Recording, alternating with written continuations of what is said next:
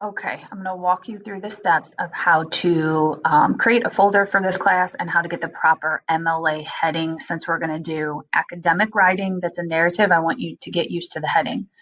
Okay, so if you go to your drive, not in Google Classroom per se, but into your drive, just do new and you are going to create a new folder first. I would create a folder for advanced comp because we're going to have tons of stuff in here. So create new folder and then write advanced comp. I'm going to write the word practice so I know to delete this, but you do whatever you got to do on yours. So I'm going to create it. Then when I go into my folder, we're going to create the first document in our writing portfolio. I'm not creating the document in Google Classroom right now because you're going to have 3 separate documents that you upload into one final portfolio. That's kind of college-esque when you upload more than one thing as a part of an assignment. So I'm going to do that for you now. You need to, once you are in your advanced comp folder, then you will hit new and we are going to create a Google Doc. That Google Doc is going to be titled narrative. Sorry, my picture threw me off. Narrative writing, and then we'll just put portfolio so you know that this is part of our portfolio. Now, we're going to use an MLA heading. So this is something that you can like look up. APA or MLA headings are different, but we're going to do one. So I'm going to move over here because I don't know all the buttons. Okay. First thing you need to do is double space. So if you click the line spacing here and drop down to double, this will make your paper double space from here on out. So the first thing that you need to write in the heading is your first and last name. So I'm going to put my first and last name. Then when you space down, you will have to write the teacher or the professor's name. So you would write my name. You will all write Mrs. Sonnenberg. I think I messed this up.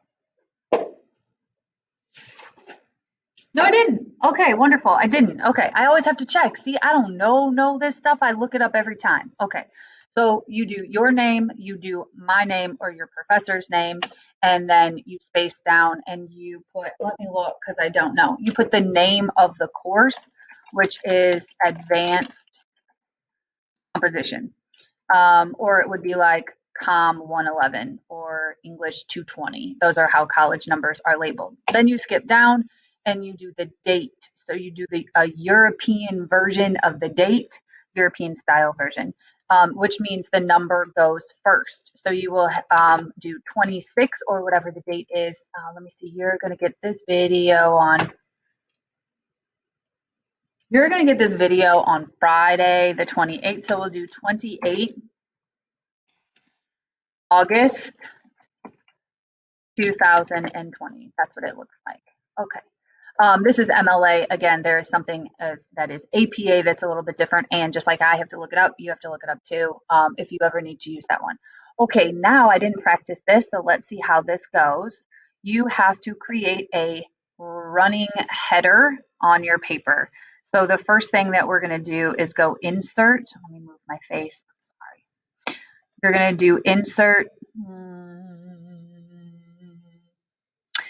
page numbers, header and footer.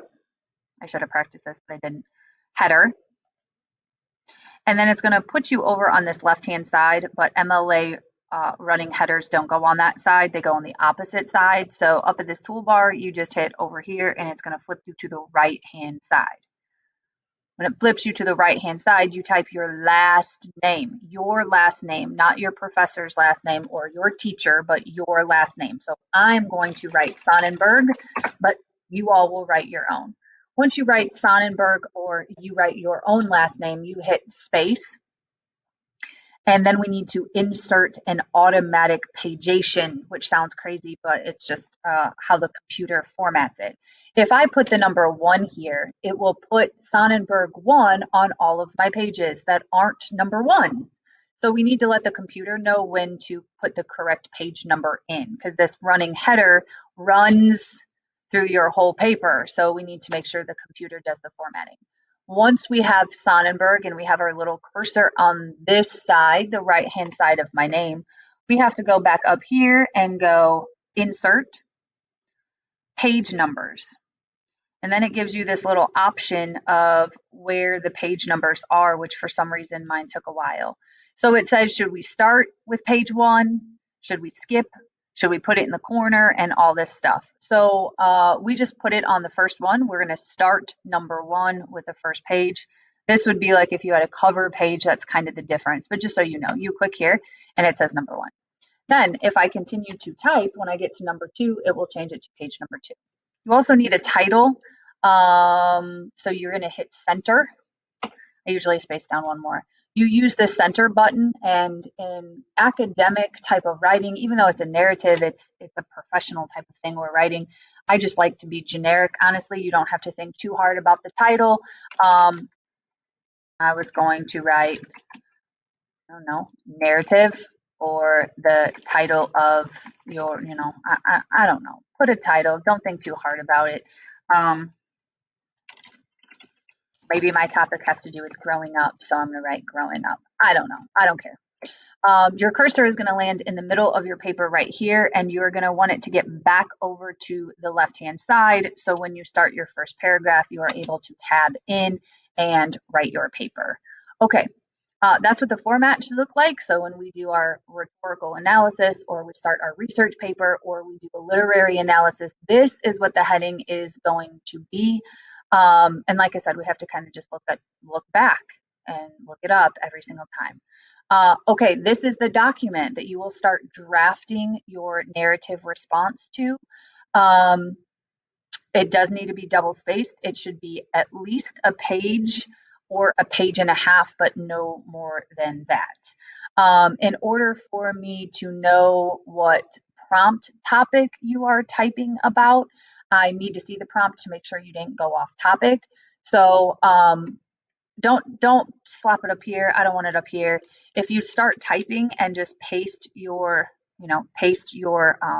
prompt at the bottom, then I'll be able to read it and go, yeah, you did answer the prompt.